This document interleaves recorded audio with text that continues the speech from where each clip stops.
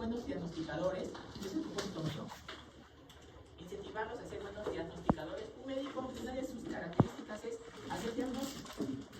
Para ser buenos diagnosticadores, una de las tantas estrategias es saber cómo se mueven los procesos móviles, cómo se presentan, reconocer cómo se dan. Esta es una lista de un libro de semiología de lo que mayormente vemos en respiratorio, para recordarles cómo son las historias naturales. Por ejemplo, un resfriado común en un sujeto vacunado, normal, ¿no? Con AMD síntomas, bajan los síntomas, está ya sintomático. Pero ¿qué pasa si ese paciente no está vacunado? O tiene comorbilidades, o tiene que trabajar en lugares inhóspitos, por ejemplo, con alimentos, sobre el nivel del mar? Es un minero informal. Ese resfrío puede convertirse en una condición exudativa. O sea, deviene a esta complicación. Esa condición exudativa, si se trata correctamente, se hospitaliza o está en casa, en cama, juiciosamente, se resuelve. Pero ¿qué tal si no va al médico o el médico no acierta con el diagnóstico etiológico infeccioso? Siendo una bacteria agresiva, le da un tratamiento que no corresponde. Ese paciente sigue mal y deviene en una complicación, que es absceso pulmonar o derrame pleural paraneumónico. Y ahí está el empiema. Vean ustedes cómo empezó y cómo puede terminar. Entonces nosotros debemos saber cómo se mueve. Otro ejemplo, trombosis venosa profunda. Es decir, una persona tiene un aumento de volumen de un miembro inferior, que puede ser cualquier cosa, pero dentro de ellas puede ser una trombosis, un trombo dentro de una vena. Si se trata correctamente, ese paciente normal. Pero ¿qué pasa si ese paciente no se trata? No va al médico. O el médico hace otra diferencial y no recuerda que también puede ser trombosis venosa. De 10 pacientes, los ingleses mencionan en sus artículos, con trombosis venosa profunda verdadera, de 10 pacientes que no se tratan, 6 pueden hacer tromboembolia pulmonar.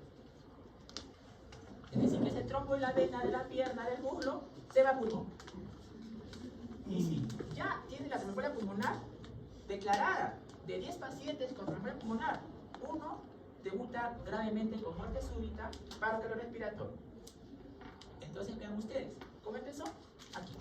¿Y cómo llegó a tener el paciente trombosis? Por la actividad del bicho. ¿Sí o no? Tiene más de 100 años, ¿no? La actividad del bicho tiene más de 100 años, jóvenes, o sea, seamos bichos, pues, ¿no? Que nuestro conocimiento dure más de 100 años, ¿no?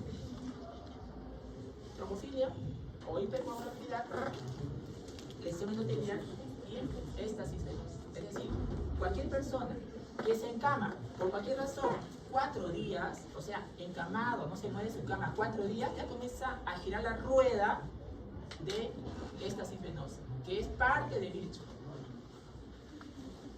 Absceso dental. Todas las estadísticas son bastante frías y a veces son preocupantes, ¿no? De 100 pacientes encuestados, 95 tienen caries. Se supone que cada uno de nosotros tiene que ir al dentista cada 3 meses. Algunos caries dentales devienen en abscesos dentales.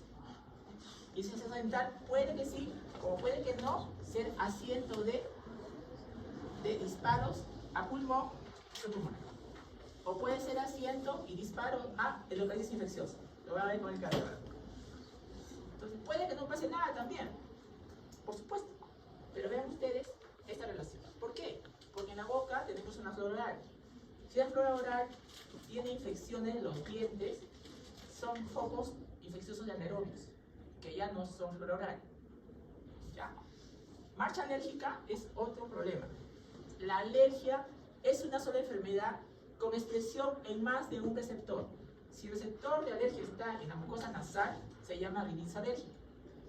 Si el receptor está en la mucosa bronquial, se llama asma bronquial. Y así, si está en la epidermis, se llama dermatitis alérgica. Pero es una sola enfermedad. ¿Y eso para qué me es útil? Que si un paciente viene y me dice que tiene rinitis alérgica, tiene más riesgo que un paciente que no tiene rinitis alérgica para hacer asma bronquial. ¿Por qué? Porque es una sola enfermedad que se puede expresar en uno o más receptores orgánicos. Entonces, marcha alérgica es importante tener presente que es una sola enfermedad con expresión en más de un órgano. Cirugía. Si un paciente va al quirófano, completamente sano, por un problema de una cirugía electiva, ya hemos hablado de eso en primera clase, y le pone la anestesia le va a generar una disminución en la tos, un aclaramiento de la tos disminuida. Y también le va a generar una disminución del aclaramiento mucociliar. O sea, va a enlentecer el mover del moco, que se forma permanentemente. Y si no hay una buena fisioterapia respiratoria, no hay una buena movilización del paciente después de la cirugía, ese paciente puede hacer coordinación exudativa post-cirugía. Hemos visto algunos casos con mi grupo, en una paciente postoperada de un cáncer de colon, un mes después, coordinación exudativa, adulta mayor frágil, ¿no? Puede pasar, ¿cómo no? ¿Cómo no? Si ese paciente se mueve, se para, camina, el enemigo número uno del adulto mayor es la cama. Si el paciente adulto mayor puede moverse, que se mueva. Eso le va a restar, le va a quitar riesgo de trombosis, riesgo de infección.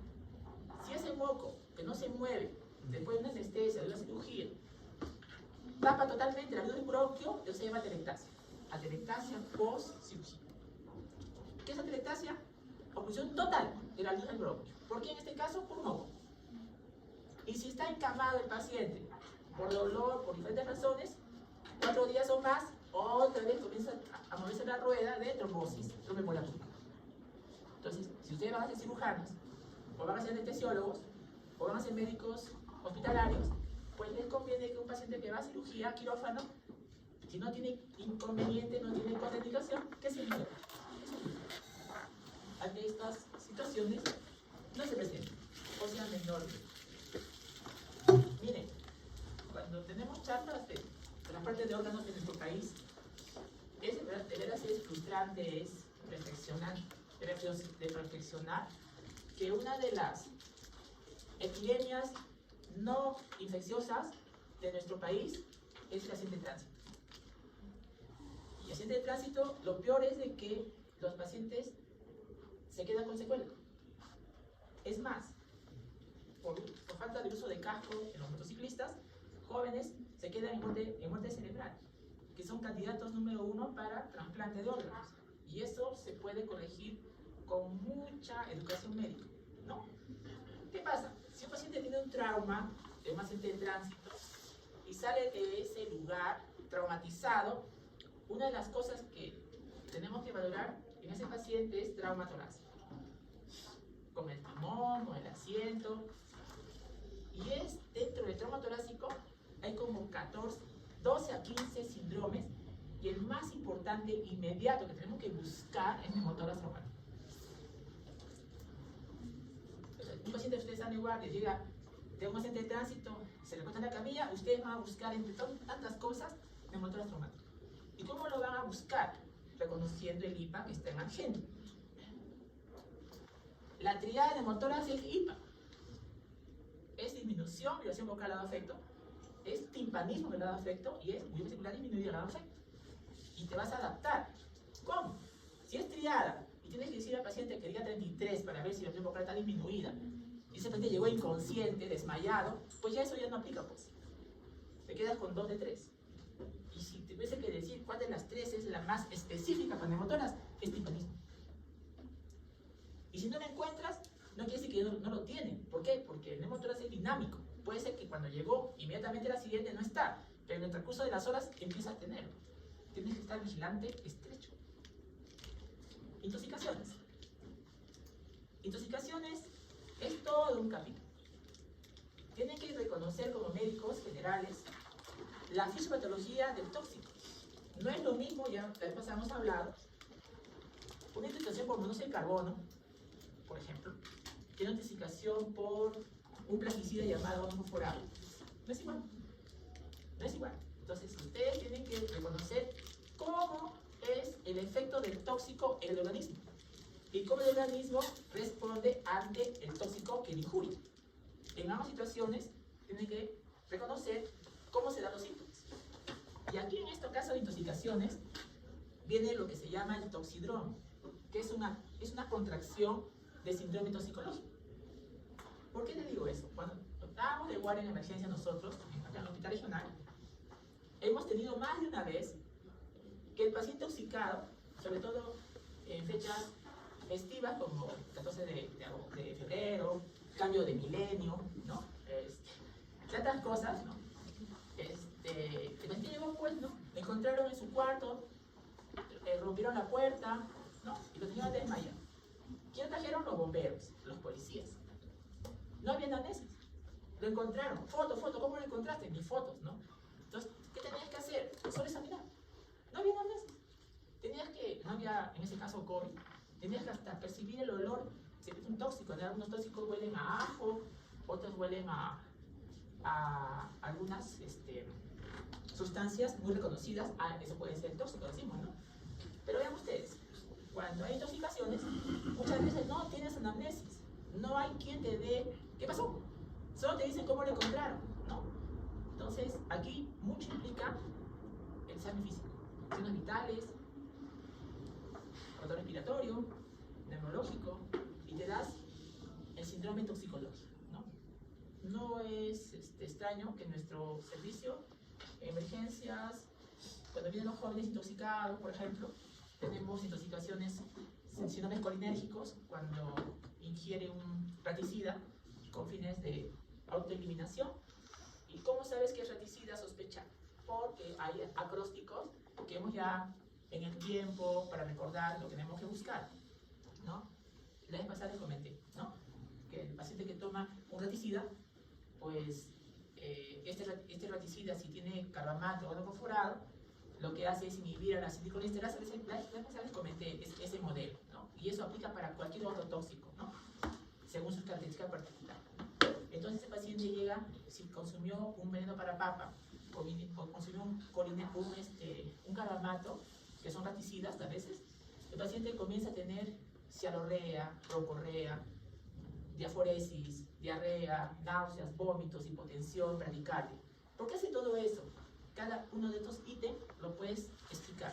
Bueno, si es un síndrome colinérgico por la ingesta de un carbamato, de un raticida o de un ajo forado, veneno para papa, mayormente por motivos suicidas, pero también hemos visto casos accidentales, ¿no? Lo que hace este modelo es un ejemplo, es un modelo de motivación para cualquier otro tóxico en su modelo particular, ¿no? Lo que hace es, que les dije la vez pasada, es inhibir a la acetilcolinesterasa. ¿Y qué hace la acetilcolinesterasa? Cliva, destruye nuestra acetilcolina. Pero si ya las destructoras de acetilcolina han sido destruidas, entonces nuestra acetilcolina nuestra va a estar en cantidades elevadas. Y estas acetilcolinas nuestras elevadas, lo que va a hacer es incidir en sus receptores de efecto, que son muscarínicos, nicotínicos y de sistema nervioso central. Y al estimular mayor en estos receptores, ahí se ve por supuesto la broncorrea. Les mostré incluso unos gráficos, les expliqué en las primeras diapositivas. Va a haber cialorrea, va a haber diaforesis y así, ¿no? Entonces, ¿cuál es el antídoto? Les dije también, es la atropina. ¿Qué es la atropina? Compite con nuestra acetilcolina por ese receptor. Entonces, al taponear la atropina que le ponemos, entonces la acetilcolina nuestra ya no actúa. Entonces comienza el paciente a tener menos broncorrea, menos diaforesis. Entonces al final, como antiguamente decían, ya no es así, el paciente tiene que llegar a ser como un camarón. O sea, si llegó el paciente a la emergencia con todos los líquidos a flor de piel, broncorrea, diaforesis, náuseas, vómitos, el paciente está seco. El paciente estaba frío, ahora está caliente. El paciente estaba pálido, está rojo, está como un camarón, ¿no? Rojo, caliente y seco, ¿no? Ya no es eso, no es hace 30 años, ¿no? Ahora lo que tenemos que hacer es hacerlo correctamente, porque si pasamos al otro lado, hacemos intoxicación por atropina, ¿no? En todo caso, tener presente esto. Muchos de los tóxicos afectan la flora respiratoria, ¿ya? Tabaco, ya saben ustedes, es un carcinogénico, puede generar cáncer, bronquitis crónica también. Y por supuesto, al estilo de vida, si no lo sabían, insisto, para que se cuiden y para que busquen, nuestro país, Perú, actualmente es el primer país en Latinoamérica, ahorita, primer país en cantidad de tuberculosos droga resistentes, ahorita. Y nuestro país también es el segundo país en Latinoamérica, después de Brasil, en cantidad de tuberculosis en general. Entonces, ¿por qué tenemos tanta tuberculosis? ¿Por qué no somos como Chile o Cuba que no tienen tanta tuberculosis? Muchos factores, no solamente factores de mal estilo de vida, sino también de nuestro sistema sanitario. A nivel familiar, por favor, cáncer, tuberculosis, porque es muy contagioso. Si sufres tuberculosis, pregunten familiares si han tenido y van a encontrar. Cáncer pulmonar por los oncogenes, ¿no? Y la marcha alérgica porque se puede transmitir de herencia. Si los padres tienen rinitis alérgica, es posible que el niñito tenga rinitis alérgica, su hijito. Es posible, ¿cómo no? También no olvidar que muchas de las enfermedades en los pacientes tenemos que ir hacia atrás. Si un paciente tiene bronquiectasia, tenemos que buscar hacia atrás si tiene tuberculosis, alguna infección neumónica severa. Hay enfermedades que al paciente le predispone a tuberculosis. Por ejemplo, si un paciente tiene tuberculosis, en nuestro país, hace ya 18 años, paciente tuberculoso peruano, tenemos que buscar el VIH. Así sea un parroquiano, así sea una persona santa, ¿comillas? ¿No? Le tenemos que buscar VIH. Ya no se le pide permiso, se le hace la prueba directamente. ¿Por qué? Porque la TBC no le da a cualquier persona. A veces hay una inmunodepresión de por medio. Entonces ya es una norma. Incluso esto es reciente para Perú, 18 años. Hace como 25 años atrás, latino en Estados Unidos con tuberculosis y VIH, ni le preguntaban su nombre. VIH, y encontraban VIH. No solamente el VIH, puede ser también diabetes. Cualquier enfermedad que inmunodeprima puede condicionar al paciente a tener tuberculosis. ¿Ya? Hay enfermedades que afectan el pulmón. Si un paciente tiene fibrosis pulmonar, es posible que sea por enfermedad del colágeno. Por ejemplo, esclerodermia, que es una enfermedad del colágeno, y hemos hablado también la vez pasada que es una enfermedad del colágeno, puede generar en su evolución fibrosis pulmonar. Imaginen. Entonces, si uno tiene fibrosis pulmonar, ¿no? ¿Cuántas causas hay? Muchas causas. Entre ellas están, si es una mujer joven, las colagenopatías. Y dentro de las colagenopatías está el esclerodermia. ¿Ya? Bueno. Dentro del curso vamos a ver los síntomas respiratorios principales. ¿Cuáles son? Los que están aquí. Dolor torácico, disnea, cianosis, tos, expectoración, vómito, hemoptisis. ¿Ya? Y algunas de estos síntomas respiratorios principales son banderas rojas. Ya les dije la vez pasada que es una bandera roja. Bandera roja es alguna situación, síntoma que le puede generar, acarrear al paciente gravedad. De esta lista de síntomas, ¿cuál es bandera roja? Dolor torácico, disnea, cianosis, hemoptisis. Estas son banderas rojas. Y si es bandera roja, tienes que detallar más sus características. ¿De acuerdo? Hoy día vamos a ver dolor torácico. ¿Ya? Y a estos síntomas principales respiratorios se puede agregar, sumar los síntomas generales. Fiebre, malestar general, astenia. ¿De acuerdo? Dolor torácico. ¿Es un síndrome? Sí. ¿Es un síntoma? Sí. ¿Es un signo? Sí. Qué curioso, ¿no? Este término es tres en uno. ¿Es síntoma? Sí. El paciente viene, doctor, me duele el tórax. ¿Sí? ¿Le examinas? Ay, doctor, me duele, no me está tocando. ¿Sí? ¿Y cómo defines un síndrome? ¿Cómo lo enuncias correctamente? Anatomía, tórax, fisiopatología, dolor. O sea, el síndrome dolor torácico. O sea, está correcto. Es signo, es síntoma y es síndrome. Va a depender cómo lo evalúes, cómo te dice el paciente. Dolor torácico, por favor, nunca se olviden que es Alicia. Dolor torácico es Alicia. Mejor si es Alicia Peca. ¿Ya? Mejor si es Alicia Peca. En la gente dice Alicia Eva. Mejor Alicia Peca. Pero tantas cosas que tenemos que memorizar los médicos, acrósticos, contracciones, no se olviden al menos de Alicia. ¿Ya? Pueden olvidarse que peque, pero no se olviden que Alicia. ¿Ya? Alicia no deben olvidar. El dolor es Alicia, se hace cefalea, dolor torácico, dolor de pecho. Dolor es Alicia. ¿Ya? Porque eso te da un acercamiento al diagnóstico. ¿De acuerdo? ¿Ya? Entonces, ¿qué más tenemos que saber aquí? Dos brazos. Primer brazo, el más frecuente, el que está en los libros. El brazo de, si tiene un síndrome dolor torácico o cualquier otro síndrome, ¿cuál es lo más frecuente? Las causas más frecuentes.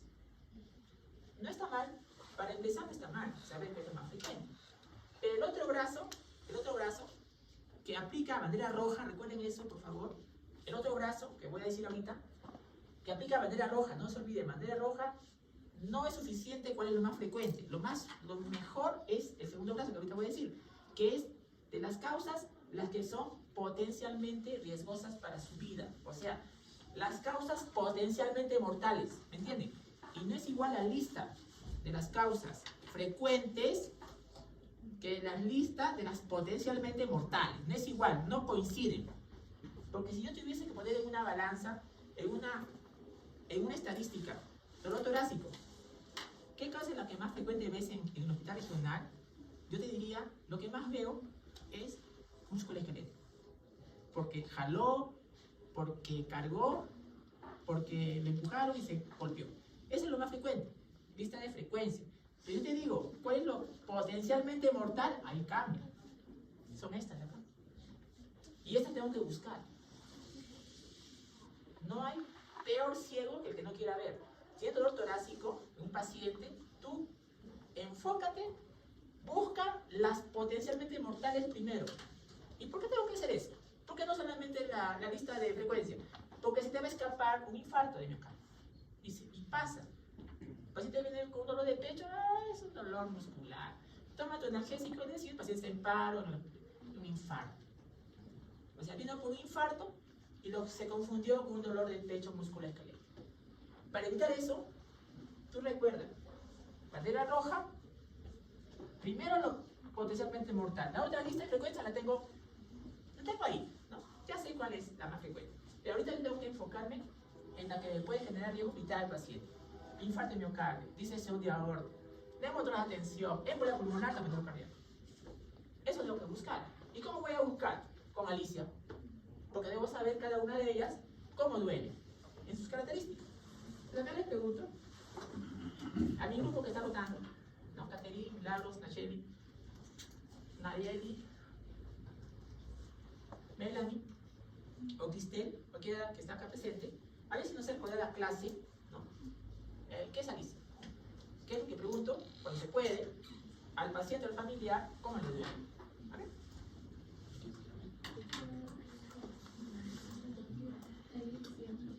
Alicia. A ver, adelante. Bueno, hay A por la aparición. El tiempo de duración. Aparición, antigüedad. Antigüedad. La L por la localización. Localización. ¿Dónde duele? La I por la intensidad. Ya. La C. Carácter. ¿Cómo duele? Carácter, calidad. Y la irradiación. Y la otra, agravantes o atenuantes. ¿Está bien? Entonces, miren, estas 5. Esta es súbita, minutos. Esta también es súbita, minutos. Es abrupta. Esta también es igual, abrupta. Es igual. Esta no tanto. Entonces vean ustedes, dolor torácico intenso, en emergencia, de estas 5, 3 no se olviden, 3, las que tienes que buscar. 3, y de esas 3, acá están las 3 aquí. ¿No? Infarto de miocardio, neumotoras o embolia pulmonar. Si el dolor torácico es inmediato, intenso. Esas 3 no deben dejar de buscar, estas 3. ¿Ya? Y ya con las características de Alicia, van a saber que el dolor torácico de infarto es un dolor intenso, detrás del esternón, ¿no? Que si trae el brazo izquierdo, ¿no? Que puede haber síntomas neurovagales, de desvanecimiento, vaído, náuseas, vómitos, palidez, sensación de muerte, sudoración fría, ¿no? Vean ustedes. Ojo, dolor torácico retroesternal opresivo, como si un elefante se parara encima de nosotros, en el pecho, ¿ya? Dirección de aorta es tan fuerte el dolor que el paciente ya llega en síncope, ya llega desmayado ya con nosotros. A veces no llega ni despierto, a veces llega en paro ya. ¿Por qué? Porque disección es que la sangre diseca la pared de la arteria aorta. Ustedes saben que la arteria tiene su pared. La pared de la arteria tiene su capa íntima, su media elástica. Bueno, eso está todo juntito. Pero la disección es que se mete la sangre entre estas capas, la debilita. Y si se rompe es fatal.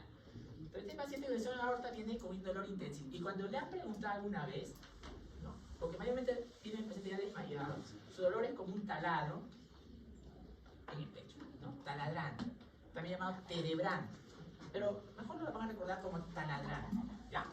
Neumotor de tensión, dolor intenso, y se va a agregar después disnea por la magnitud del neumotor, ¿de acuerdo?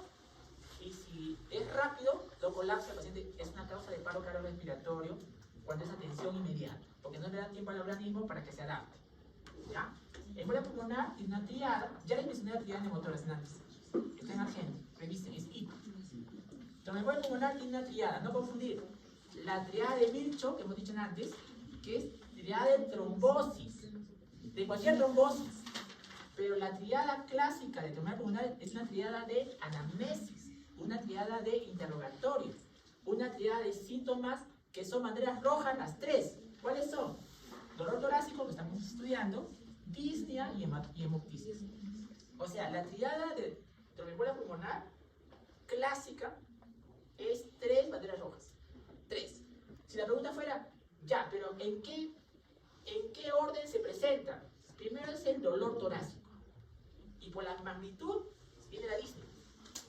Y ustedes saben, si un trombo ha ocurrido en una arteria, todo el pulmón distal ya no tiene irrigación. Y como no tiene irrigación, se infarta. Y luego de infartarse el pulmón, se necrosa. Y al necrosarse, hemoptisis. O sea, primero es el dolor torácico, luego la disnea por la magnitud del trombo, y luego la hemoptisis. ¿Me entienden? Entonces no se extrañen que ustedes vean en su práctica dolor torácico nomás en embolia pulmonar, o dolor torácico y disnea. Y no vean hemoptisis porque rápidamente han agarrado. Pero si el paciente sigue con el diagnóstico no claro, va a ser hemoptisis. Porque ese pulmón que ya no tiene irrigación se va a infartar y luego se va a necrosar y luego va a haber hemoptisis. ¿Me entienden? Entonces también tienen que ver cómo son las seguidillas los síntomas en el orden, ¿ya? Taponema cardíaco es cuando líquido pericárdico, gran líquido pericárdico, evita que el corazón se expanda. O sea, ustedes saben que el pericardio envuelve el corazón. Si se acumula líquido en la serosa pericárdica en gran cantidad, el corazón no va a poder expandirse. Entonces hay una triada, la triada de Beck, ¿no? Que es hipotensión, es corazón quieto y es pulso paradójico. Miren, estamos viviendo en una era de la tecnología, ¿no? Y es gracioso, para no llorar es gracioso, ¿no? El paciente viene a veces con su tomografía torácica sin historia clínica, ¿no? Cuando lo correcto, hagamos con el grupo es tener una buena historia clínica, entonces una radiografía lo definimos y ya no le tratemos al pobre paciente. Entonces, cuando no había tecnología, les hablo después de hace muchos siglos atrás, los semiólogos encontraron hasta 240 tipos de pulso. Como no tenían nada que ver radiografía ni nada, pues se dedicaron a asignar pulsos. Entonces, algunos de esos pulsos lo van a ver en la práctica de semiología. Uno de los pulsos es el pulso paradójico. ¿Cómo sabes que es un pulso paradójico? El paciente dice, toma aire, inspira, y no debe deprimirse la onda de pulso radial. Si el paciente inspira y el pulso radial del paciente se hunde, se deprime, desaparece, eso se llama pulso paradójico. Ese pulso paradójico es parte de la triada del taponamiento cardíaco. ¿Ya? Hay otros signos también que lo van a ver con el cardiólogo.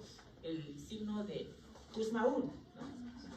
Que es que cuando el paciente toma aire, la vena yugular, que la mañana vieron con mi grupo, en una paciente, la vena yugular ingurgitada se colapsa normalmente.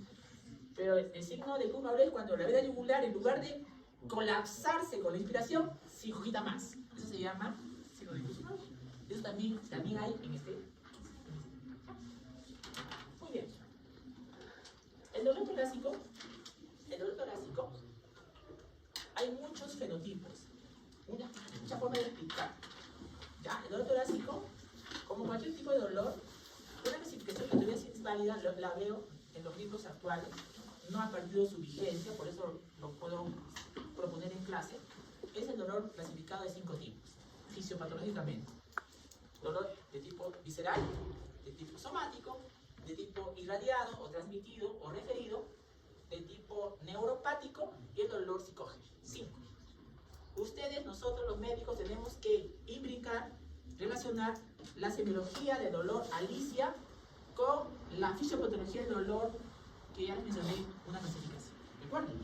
Entonces, si el dolor es visceral, El dolor visceral, ¿cómo lo reconoces? Es un dolor de bordes difusos. Por ejemplo, corazón, por ejemplo, pulmón, por ejemplo, tracto gastrointestinal. Duele difusamente. No, el paciente puede decir, doctor, me duele aquí, con toda la palma de la mano. Acá me duele, aquí. El dolor somático es localizado.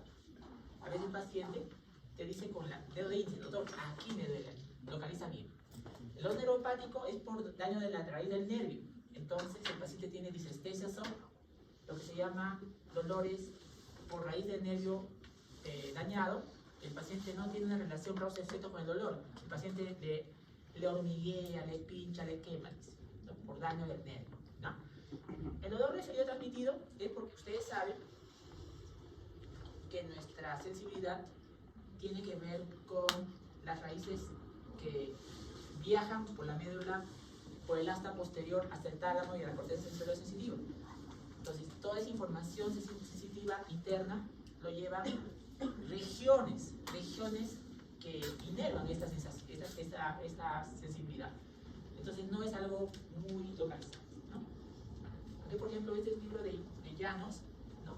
Cómo el dolor puede ser irradiado por la presencia de estas.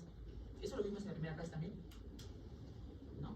Por ejemplo, un dolor de una contención exudativa a nivel de la base derecha se puede irradiar al hombro. Si duele el hombro se llama omalgia. Omalgia debido a una contención exudativa, ¿no? Es conocido, si hay una condensación exudativa en la base derecha del pulmón, se puede irradiar el hipocondrio derecho y el paciente puede venir con dolor abdominal. Si examinamos bien, el paciente tiene fiebre y crepitantes, pues puede obedecer el dolor en el hipocondrio derecho irradiado de una neumonía basal derecha, ¿me entienden? Pero eso es historia clínica, ¿no? Entonces, ¿por qué irradiación del dolor? Lo que me decía también, ¿no? El dolor. En mediastinitis, el dolor se irradia al cuello, ¿no? Una referencia de Suros, ¿no? Porque, como les decía, ¿no? El dolor tiene raíces y esas raíces neurológicas, raíces de sensibilidad, se corresponden con órganos. Entonces, no se sorprendan de que el dolor de un paciente, de dolor visceral, tenga una región anatómica de dolor, ¿ya? Y muchas veces no corresponde totalmente al órgano que estás estudiando, sino un poco más abajo, un poco más arriba. Este es un cuadro de Bradwell, es uno de los referentes de cardio mundial. Está muy densa la diapositiva, ¿no?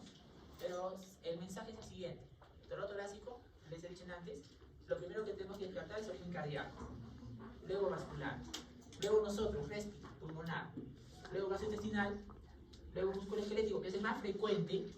Ojo, es el más frecuente, pero en orden de gravedad, cardíaco primero.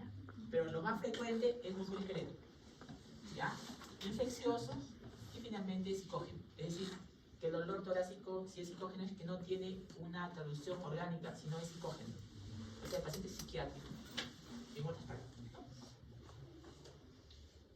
Ya, entonces, ya hemos hablado del dolor de tipo cardíaco, de tipo anginoso, la característica de Alicia, por favor no olvidar ello. Es lo que también les he mencionado, de realización de aorta, el dolor que tiene el paciente, y que muchas veces ni viene consciente, viene inconsciente, viene en síncope, ¿no? La iguala pulmonar de fístula triada, ¿no?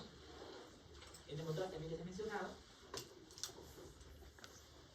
Reflujo gastroesofágico. Reflujo gastroesofágico, el paciente viene con dolor retrosternal, pero ardor.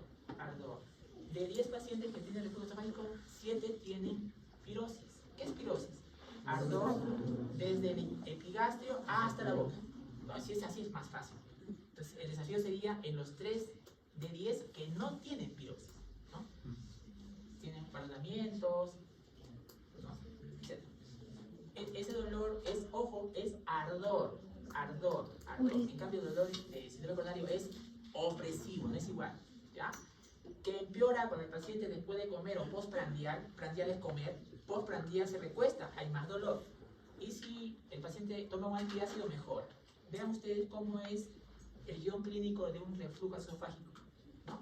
Dolor, ardor, quemazón, retrosternal, que empeora cuando el paciente se recuesta postprandial, que mejora con antiácidos y tienen pirosis. El dolor musculoesquelético es un dolor de tipo posicional que tiene dolor al tocar al médico donde le duele al paciente, ¿ya? Dolor musculoesquelético.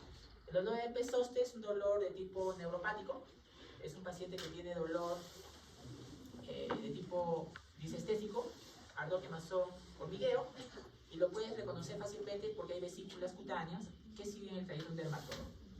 Y mayormente es unilateral, o está en el lado derecho o está en el lado izquierdo. Entonces deben recordar neuroanatomía que ya han hecho ustedes cómo son los dermatomas en nuestro cuerpo, ¿no? En el tórax son horizontales, ¿ya? Y si es psicógeno, ahí tenemos Munchausen, tenemos ansiedad, depresión, pánico y delirios fijos.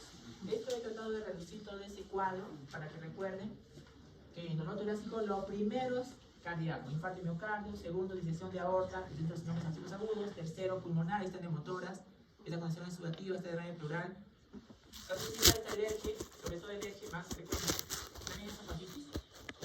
En quinto lugar está musculoesquelético, miren, pero ese es más frecuente. En sexto lugar está infeccioso, Epe-Zoster, torácico, ¿no? Y finalmente, si no hay nada de orgánico, entonces es psicológico psiquiátrico. ¿Cuál es visceral? Cardíaco, vascular, pulmonar, celular. ¿Cuál es somático? Musculoesquelético. ¿Cuál es neuropático? Infeccioso, Epe-Zoster. ¿Cuál es psicógeno? Algunas de ellas tienen irradiación. ¿Vale? Se lo mencioné. Cardíaco, infarto, primera opción. Vean ustedes que en cada una de las situaciones que acabo de mencionar, ustedes sospechan. Eso como grupo lo hemos visto. Y cuando ustedes sospechan, tienen que afinar. Primero, miren, y eso incluso es una controversia entre tutores, ¿no? Si tú estás sentando a un paciente a evaluar a un paciente, estás reconociendo que tiene, examinas, es mejor que se diga hipótesis diagnóstica, porque es una hipótesis, ¿ya? Y luego vas a afinar o refinar tu diagnóstico. ¿Cómo lo vas a hacer? Bueno, puedes volver a examinar, volver a preguntar, pero a veces te apoyas en un examen auxiliar para que puedas definir, ¿de acuerdo? Entonces, ahorita estamos planteando hipótesis diagnósticas con Alicia, ¿no? Luego va a pasar ya la definición o refinamiento con alguna prueba auxiliar. Algunos exámenes no tienen necesidad de prueba auxiliar. Algunos solamente con una buena anamnesis, examen físico, suficiente, ya tienes diagnóstico, ¿ya? Por ejemplo, la pared torácica, ¿no? La pared torácica cuando se afecta, el dolor es musculoesquelético, ¿de acuerdo? Muchas causas, muchas causas. Aquí, por ejemplo, gastrointestinal, reflujo es el más frecuente, y en pulmonar, la embolia pulmonar es la más frecuente, ¿no? Pero hay otras causas también, por supuesto. Bien. Psiquiátrico. Si el causa es psiquiátrica, tenemos ansiedad, depresión, pánico, Munchausen y delirios fijos. 5. Entonces, dice, puede ser que sea cierto, ¿no? Dice que los médicos no necesitamos ser psicólogos, somos natos psicólogos natos somos. O sea, te puedes dar cuenta sin mucha dificultad que está ansioso, que está depresivo, que tiene pánico, o que está con Munchausen, o que tiene delirios fijos, ¿no? Sí, en un grupo estábamos rodando y una señora comenzó a hacer delirio en plena visita. No fue difícil darse cuenta que tenía delirio, ¿no? Entonces, esto se piensa al final, no es inmediatamente, ¿ya? Y hay criterios para cada uno de estos. Ya lo vamos a ver. Hay flujogramas, algoritmos.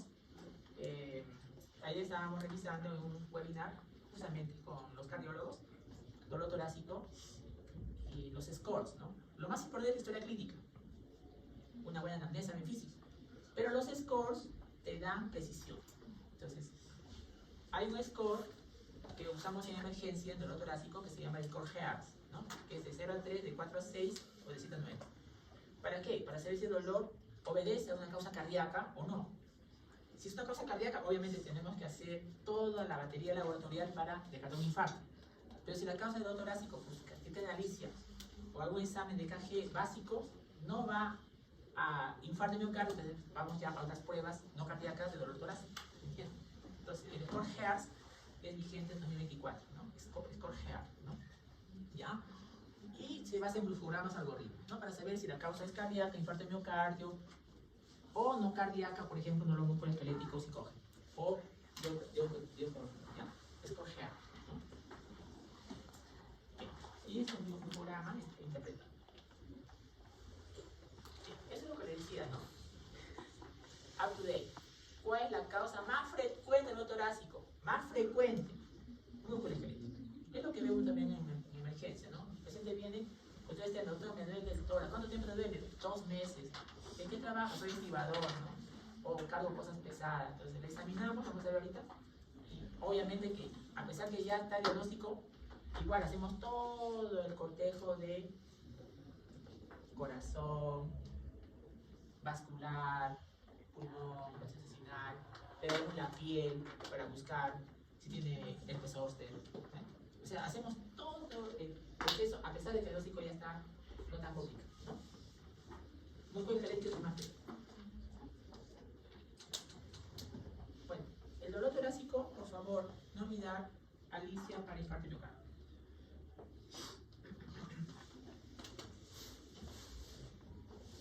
Esta es la up to date. De todas estas causas de dolor torácico, quisiera detenerme en el más frecuente, el músculo esquelético. Vean ustedes, el dolor torácico, el músculo esquelético es variable, es de la pared torácica superficial, ¿no? Es posicional, el paciente encuentra más dolor o menos dolor con una posición que adopte, ¿no? Ese dolor empeora con el movimiento, vamos a ver ahorita. Y si lo tocas, a ver, ¿dónde te duele? Aquí. Le presionas con cuidado, ¡ay, doctor, me duele! O sea, eso se llama punto gatillo, punto trigger o punto de sensibilidad local. Dolor musculoesquelético. El dolor torácico puede tener una calidad llamada punta de costado pleurítico. Recuerden, cuidado. Dolor torácico, punta de costado o pleurítico. ¿Cómo es eso? Como una puntada de costado. También se llama pleurítico. Cuidado, hay una trampa. Cuando se le dice dolor de tipo pleurítico, no significa que solamente la pleura es la afectada. Vean ustedes las causas del dolor pleurítico. Condenación exudativa, no tiene nada que ver con la pleura, necesariamente. Embolia pulmonar aguda tampoco, ¿ves? Pues el dolor es punta de costado. También llamado pleurítico. Ojo, ahí está la trampa. Se llama dolor torácico pleurítico y no significa que solo está afectada la pleura. Es un nombre, ¿no? Neumotórax, obviamente así la pleura acá. Pericardite no tiene que ver con la pleura. Aquí también tenemos que agregar el cáncer, tenemos que agregar el dolor musculoesquelético.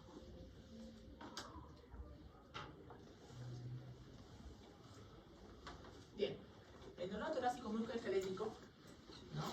Recuerden, tenemos algunas maniobras para definirlo mejor, cuando el dolor torácico es a nivel torácico, ¿no? Hay varios síndromes. Miren, no hay tiempo para todos los síndromes de dolor torácico musculoesquelético. 2, quisiera que recuerden, 2. Uno de ellos es el síndrome de Tietze. ¿Qué es el síndrome de Tietze? ¿Qué es eso? Es una osteocondritis costal. ¿Qué es eso? Una inflamación del hueso, de la articulación, de la costilla. Pero, ¿eso acaso sabe el paciente? El paciente no es médico, no es estudiante de medicina. Si el paciente le duele el pecho, acá en el precordio, lo primero que piensa naturalmente que es el corazón lo que le duele. Y viene ansioso, ansiosa. Pero son personas de edad media, casi no hay diferencia en género femenino-masculino, y refieren dolor en la zona poética del corazón, aquí, precordio, ¿no? Y a ese paciente le evaluamos, y por supuesto son adultos jóvenes, y mayormente es en la segunda o tercera costilla del lado izquierdo, ¿no? Síndrome de Tietze. ¿Qué cosa es eso? Osteocondritis costal, ¿no? Dolor muscular, ¿ya? Muchas enfermedades reumáticas generan dolor torácico. No solamente dolor torácico, cualquier estructura osteomiarticular. La enfermedad del colágeno no es extraño que vean al paciente con dolor torácico musculoesquelético por la colágenopatía, ¿no? Porque la enfermedad del colágeno afecta en buena medida, en un porcentaje apreciable, el sistema osteomiarticular, ¿ya? Son mayormente mujeres jóvenes. Bueno, también la prueba de Schober se hace cuando el dolor es en la parte dorsal baja, ¿no? El movimiento de la columna lumbar lo hacemos con el test de Schober. Si hay una reducción del movimiento de la columna lumbar, podemos sospechar algún problema sistémico. Esto también recuerden esto, la fibromialgia. ¿Cuándo reconoces una fibromialgia? ¿Es difícil? No. Son mujeres, mayormente, de edad media, que vienen al médico y te dicen, doctor, doctora, me duele todo me duele, todo me duele. Entonces ustedes sospechen fibromialgia. ¿Y cómo van a saber si es fibromialgia? Pues esta es una plantilla up to date. Ojo, incluso esa plantilla up to date, ¿no? Incluso pone la silueta de una mujer, porque mayormente la fibromialgia afecta a mujeres de edad media, en la cual tiene 18 puntos, en la cual ya lo ves en la plantilla. Lo único que tienes que hacer es con tus enguantados tocar estos puntos y si le duele a la paciente, por la parte anterior y por la parte posterior. Si tiene 11 puntos dolorosos, puedes decir objetivamente que esta paciente tiene fibromialgia. ¿Bien? Muy bien. Ahora, vamos a ver cómo se evalúa el dolor torácico bucoesquelético. Tenemos 3 pruebas, 4 pruebas. Una ya les dije, ¿no? Les dije hace un rato, ¿no? Y tocar donde le duele. Pero además puede hacer la maniobra del gallo. Vean ustedes dónde están, vamos atrás.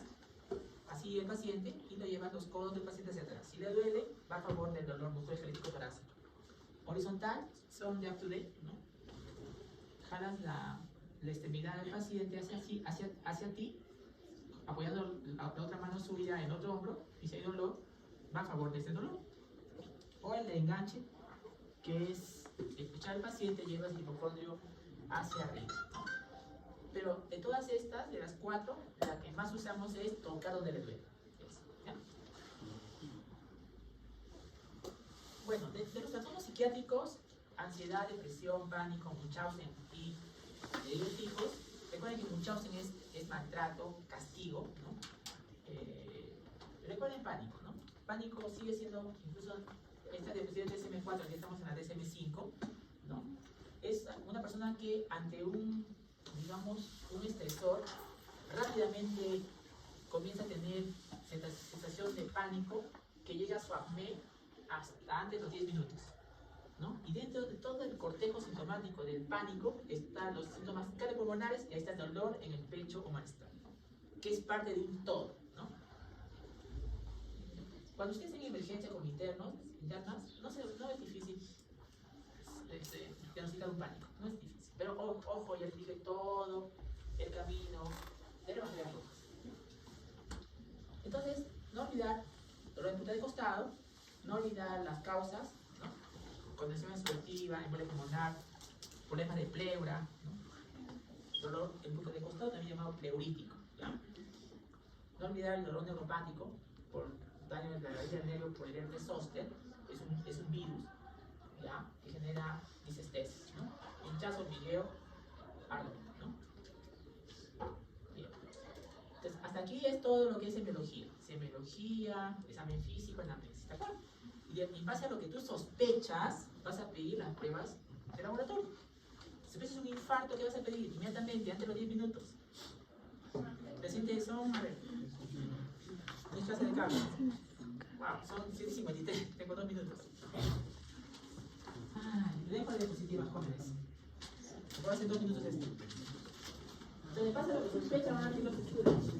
Quiero terminar con esto, porque la próxima semana es el examen. ¿Qué pasito? Por favor, ¿alguien me puede ayudar?